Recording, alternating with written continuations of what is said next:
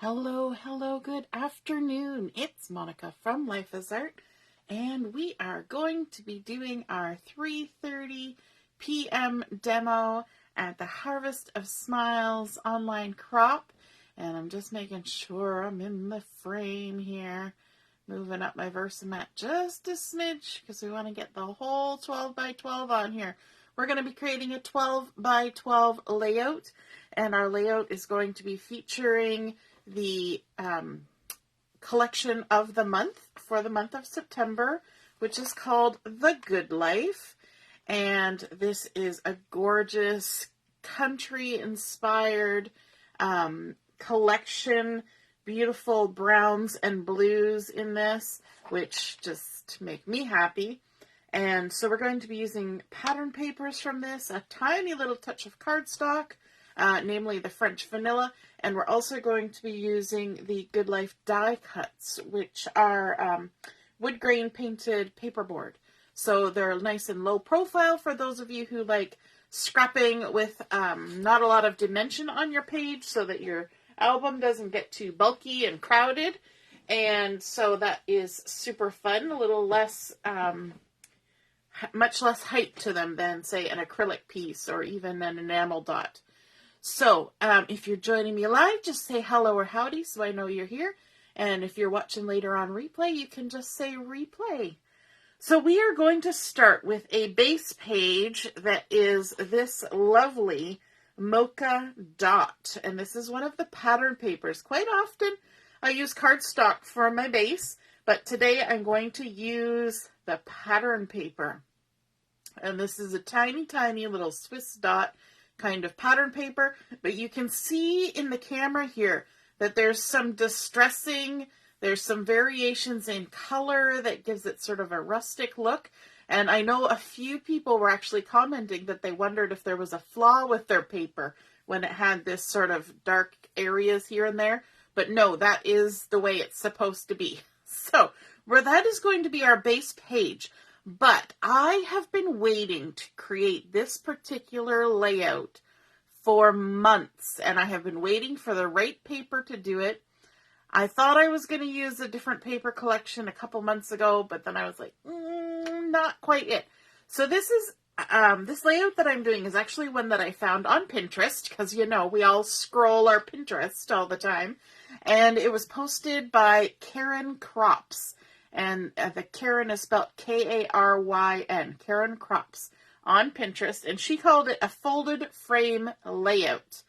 And so to create the frame for our layout, you need 16 2-inch by 2-inch pieces of paper, all the same. And you want to be selective in the kind of paper that you use for this because you're going to see both patterns, okay? And so I chose this one that has the check, the harbor check on one side, and then this beautiful mocha sort of scrubbed wood grain kind of look to it on the other side. And so we're going to do some folding with these. Now, we need 16 of these.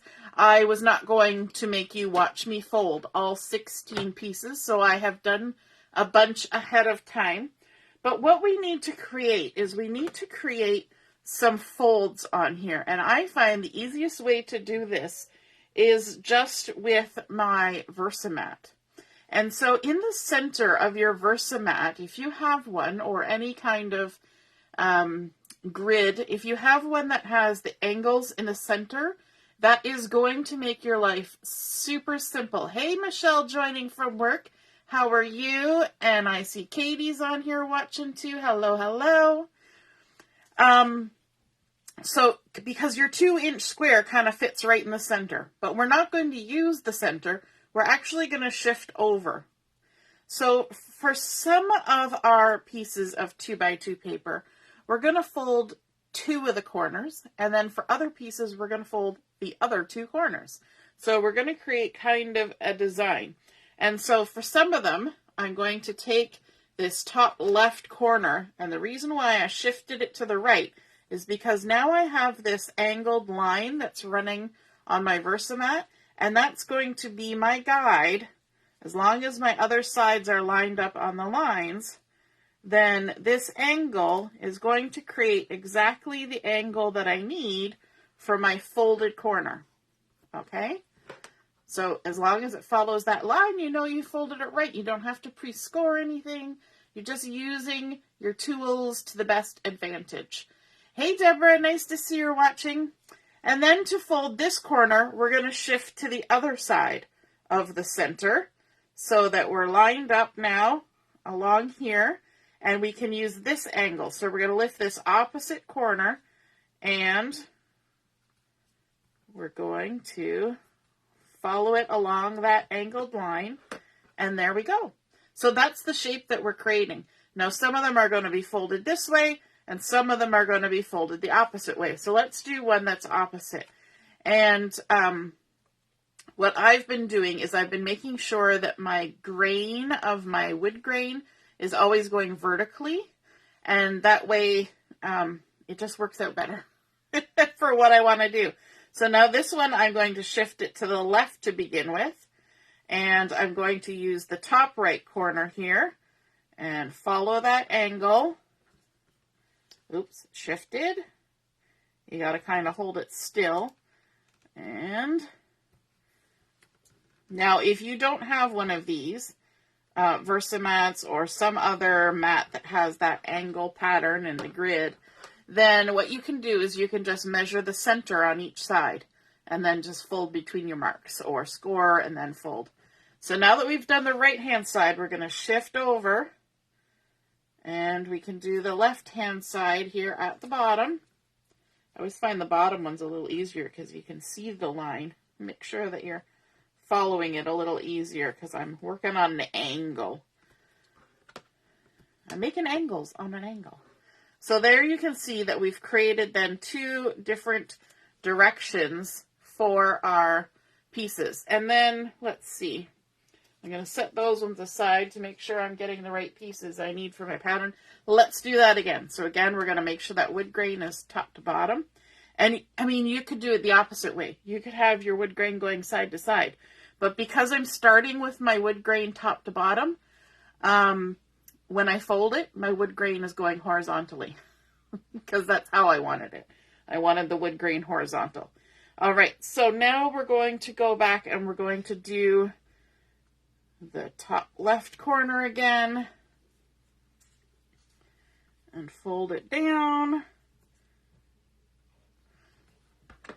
So I'm only going to make you watch me do two sets of these. And then we're going to shift it to the left, and we can fold up from the right. So this is a fun thing to do if you're, watching a TV show or a movie that you've already seen before, because it's just repetitive, and you got to do 16 of these. So I am making a single page layout. Okay. Again, wood grain up and down. I'm making a single page layout, but if you wanted to, you could make this easily into a double page, and you would just need to make more of these. And so you will see when you see me put the layout together how this could quickly turn into a double page layout. Just doing the exact same thing in a mirror image, or a flip, or whatever, however you want to think about it. All right. And just along that line, and give it a nice crease down. Now, the other thing that we need to do, let me bring these other two back in, is that we don't want these kind of lifting. What we're kind of creating is like a quilted pattern. So if you're somebody who likes that sort of quilted look, this is perfect. We're going to put a little dot of glue in the center of each of those triangles, and we're just going to squish them down like that. In fact, we can use our ink pad to hold it in place. So let's do the next one. A couple little dots of glue. You don't need a lot. And, oh, that ink pad is not squishing it. It's because my table bends. We'll just hold them there. We'll stack them up. Stack them up and keep our hand on them. Okay. And then let's do all 4 of these. I've already done all the other ones, all the other 12 or whatever. There we go. Hey, Allison. Nice to see you're watching. Good afternoon. Hey, Robin. 30 minutes until home time. Woohoo! It's been a long, slow day at work. Makes one of those days where it makes you wish you were at home crafting, right? Hey, Lynette. Ooh, you're on vacation. That is fun. So, yay, you get to pop in whenever you want. Perfect. Gotta love when vacation coincides with crop weekend. All right, so now let's bring in our base page that we're going to be using, that beautiful Mocha dot. I've already put a little bit of adhesive on the back here so I can stick it down to my Versamat and have it not shift all around while I'm trying to work. And then what we're going to do is we're going to bring in all of our pieces. And I'm just going to start sticking them on. And you will see how the pattern grows. Because these are 2 by 2, it's going to take 6 of these to reach from one side to the other. So we're just going to start in the bottom corner, line that right angle up against the bottom, and then we're going to build our way up. And you'll see how we're just going to kind of alternate between the 2 different variations of the fold. Okay? And you'll notice that my,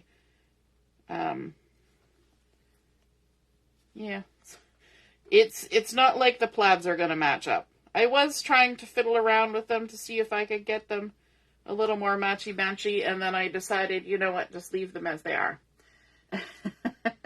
I've already gone ahead and put some adhesive on these ones that I had pre-done, so we don't have to sit here forever watching me put glue on things.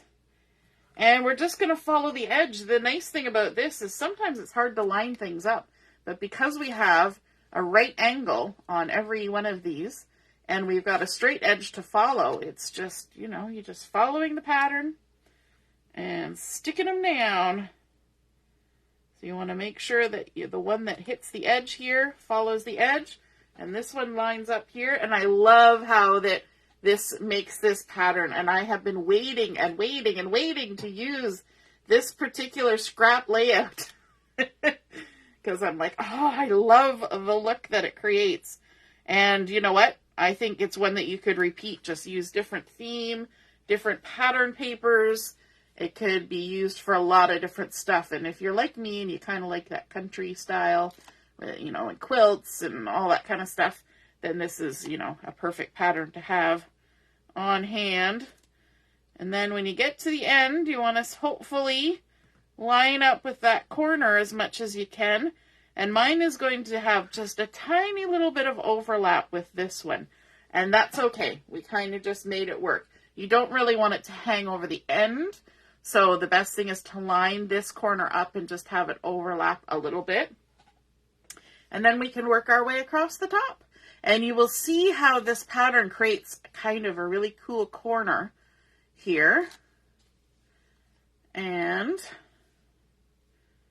line that up. Now I can't see the top of my paper, so I'm going to be by gollying it. But I love how you get this corner where the 3 plaids are all together and it just sort of fans around. Isn't that pretty? I think this is just such a pretty design. I was so excited when I found it on Pinterest. So again, the person who posted this was Karen Crops. So I'm guessing Crop is not her last name. that is, you know, the name of her Pinterest thing. But yeah, super fun. I love it. And then let's add the next one. Like so. Now, because I've done these ahead of time, this is obviously moving a little faster than it would be if you were doing it by, you know, all from scratch right from the beginning. However, it really does not take long to do the folding when you're using your Versamat. I didn't have to do any measuring. I didn't have to do any scoring. It just saved a lot of extra effort that way. Lynette, you just clued in yesterday. That is awesome. I'm glad you were able to join, even if you didn't know about it ahead of time. And, yeah, sometimes it kind of sneaks up because it depends on how the weekend falls according to the days, because I like to have it the first full Thursday to Sunday of the month. So sometimes it's not right at the beginning. And so that kind of throws people off, and that's the case this time. Was that Friday was the first, and everybody was like, aren't you doing the crop this weekend? I'm like, no. Not this weekend. Oh, I haven't done the adhesive on these because these are the ones we just did. And so we're going to have to do that now. Michelle is loving this pattern already. Yes. I think it's such a cool pattern. I think it's super versatile. You could do these even just in cardstock, although the bending would be a little bit more difficult than pattern paper, and do it, you know, even in primary colors, and it would look like a building block quilt type design. You could do it in black and whites for a really classic look. So many options. So I'll just pick in the paper. The other good thing with the Versamat is when you're going along here, you know that each of these are 2 inches. And so if you pay attention to where it's falling along the measurements on the side, that helps to kind of keep you in line as well. So you got to use that Versamat to your advantage. Just 2 more pieces here, and then we're going to be done this gorgeous border. Like that. And then the last one.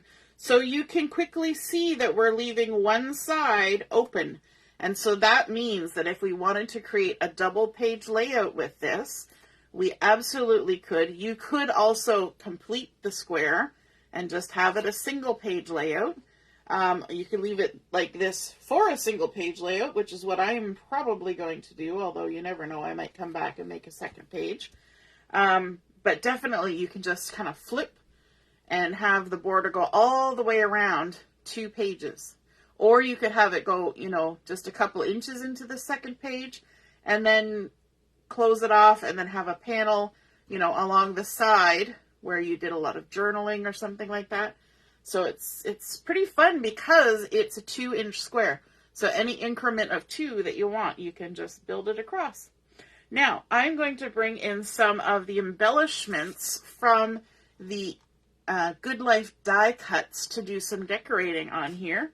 And I have chosen some of these little fences. There are 3 larger pieces of fence. One's even a broken fence, because that's real life. You know, sometimes the fences get broken. And and then I also decided to use the little barn. Why can't I think of the word barn? That's so weird. The little barn. But I want to grab just a scrap piece of paper here because I want to add a little bit of color to this barn, the solid one, so that when I apply this lighter one on top, there's some difference in the shade. So I'm going to be using some Mocha ink, and I've got my blending brush here. And actually, you know what? Probably the easiest way to do this is to use the die cut sheet to hold the die cut. So let me just grab the sheet. My little windmill keeps wanting to pop right out. So I'm going to just stick my barn right back into the sheet, and then I can use my blending brush to add just a bit of color on there in the Mocha, just to darken it up. You'll still be able to see the wood grain on there, but it will give some differentiation. Is that a word? It will differentiate itself from the little frame and make that stand out so that you'll see the details more. And by using the die cut sheet to hold this in place, I'm also not getting my hand as dirty. Super good idea. So that was the Mocha ink with the blending brush and my little piece of drawer liner to hold it in place. And then we can just pop that out. All done with the scrap paper.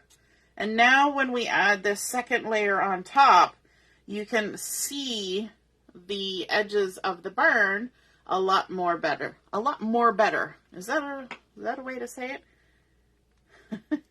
You can see it a lot more, and it's better that way. Hey, Ina, nice to see you're watching, and Mom's here too, hooray! So I'm going to just put some glue on my hand, in case you're wondering what I was doing there, and then I can just tap my die cut into that glue, which lets me get just glue on the parts where I want it, and then I can stick those two layers together. I always find by putting your hands on the outside, it helps to line them up, and then you can just give them a little squish, and they should line up pretty good, just like that.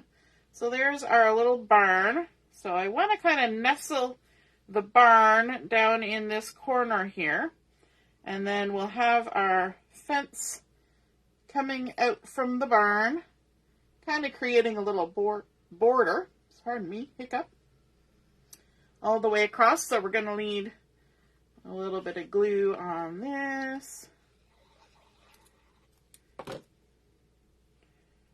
like that. And I'm just using my border that I created down here as my guideline. And then I think these are big enough that I can just add glue this way, at least to these main uprights. And stick that down. The little dots also help you line things up because they're kind of even. They are even. Not just kind of. And then I like that they included a broken fence. That was one of the jobs that got done quite often on the farm, was going around fixing fences. There we go. I don't live on a farm anymore. Now I live in the big city of Brampton. But there we go. My kids get to hear stories on occasion about living on a farm. So now we'll have some stuff in the scrapbook about it as well. I'm just rubbing the glue off my hand. And then we have some photos. We had some photos. So here is a photo of my doggy, our doggy on the farm, Duppy Roodles, out by his doghouse and his big shady tree. And so he's going to be on here. And then I've got a picture of the barn, the entrance into the stable there, where I milk the cows, and the extra little barn. There was a machine shop over here. And the dog's little house was near one of the sheds over this way. And so it was on this part of the yard. And then the barn was a little bit over here. And then in behind the barn, there's the little Jersey cows all hanging out in the shade. And of course, as soon as you come over to take a picture, they all have to come over to the fence and, you know, give you a nice smile under the fence and over the fence. And so that's from behind the barn. So I kind of laid it out so that it made sense according to, you know, where they were actually on the farm, right? The dog, then the barn, then behind the barn. And then I also have one of the die cuts that says memories. And I thought that would be cute to add up here, just kind of centered in this chunk of Mocha. I'm not really going to center it over the photos, which might give some people the heebie-jeebies, but I'm going to center it inside this Mocha area. So I'm going to use some liquid glue for this as well. And add some to the frame. I'm not going to worry about the letters. They're just going to follow the frame. And stick that down. Slide it around a little bit. Why not? There we go. Memories. And then we can go ahead and stick down our photos. I wanted to get those two areas kind of denoted there so that I can see where I needed to stick my photos. I've got some adhesive on the back. I'm not even going to do any matting on these because I think that beautiful Mocha dot in the background creates a nice little landing spot for all of these. So there we go. And then this one, leaving just a little, not even an 1/8 of an inch gap in between, well, maybe 1/8 of an inch in between.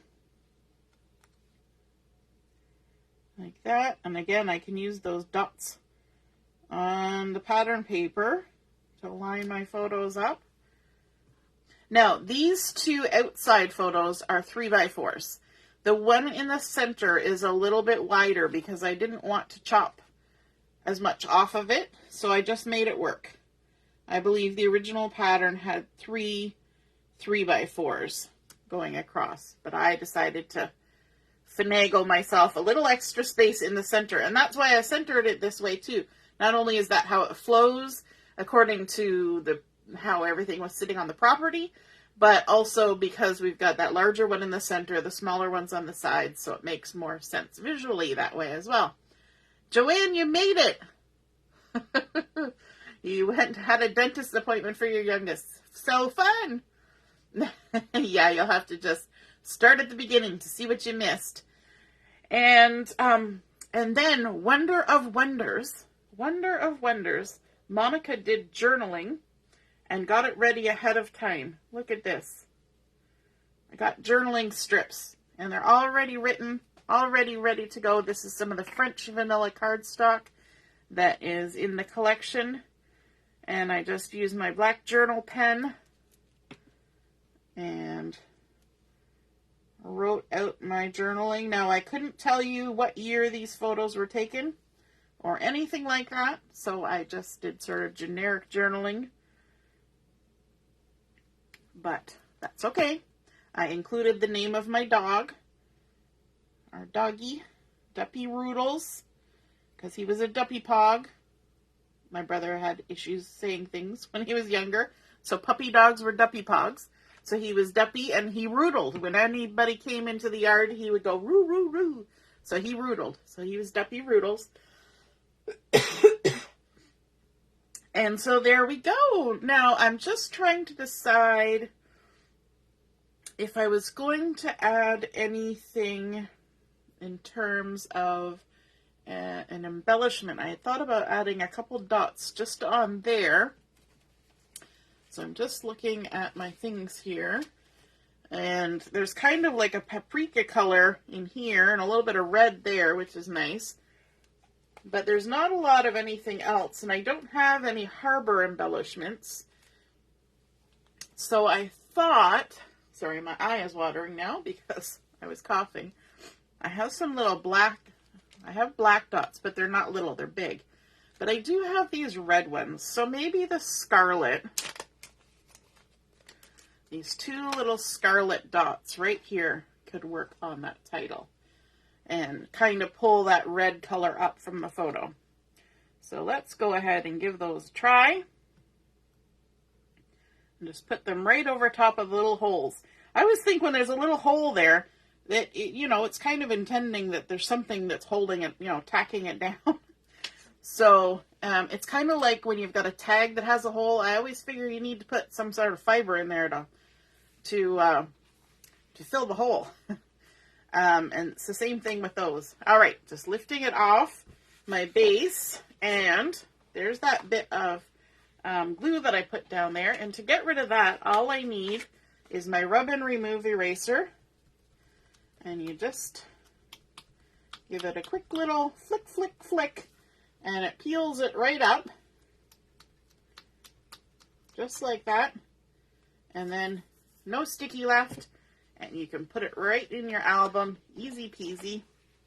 So there we started with our base of that Mocha dot, creating a gorgeous backdrop for our beautiful folded pattern papers that create that fun quilt-like texture all the way around, framing everything, adding in the die-cut pieces to create a nice little barn and fence, and kind of plays off the pictures because we have barn and we have a fence. And then also adding in that die-cut title and layering up our photos across the center there. And I think that is a super fun design. And now that I've finally used the paper and the photos that I wanted to use for it, I can try it on other things too. I think this would also be really cool on a card. I think this type of pattern you would probably want to cut a little bit smaller, maybe, but I think it would definitely make a really pretty card front with a pattern like that going around it. So I hope you guys enjoyed that, and we will be back on at 7 o'clock for our evening chat and craft. And once again, we're using Zoom for the chat and craft, and so there are instructions if you've never used Zoom before about how to get it on whatever device you're going to use. So if you're using a mobile device or a computer or laptop, there's 2 different sets of instructions, and it's posted last night, and it's pinned in the featured things at the top of the group, and it says important, read this type of thing. So just read through there about how to join on Zoom, and at 7 o'clock or just a couple minutes before, I'll be posting the link to the Zoom meeting. And it worked wonderfully this afternoon. Everybody was able to get in. Sometimes you have to click a couple times, but you do get in, and yay, because we've had so much trouble with Messenger. So super happy about that. All right, have a wonderful afternoon, and we will see you again soon. Toodaloo. Bye.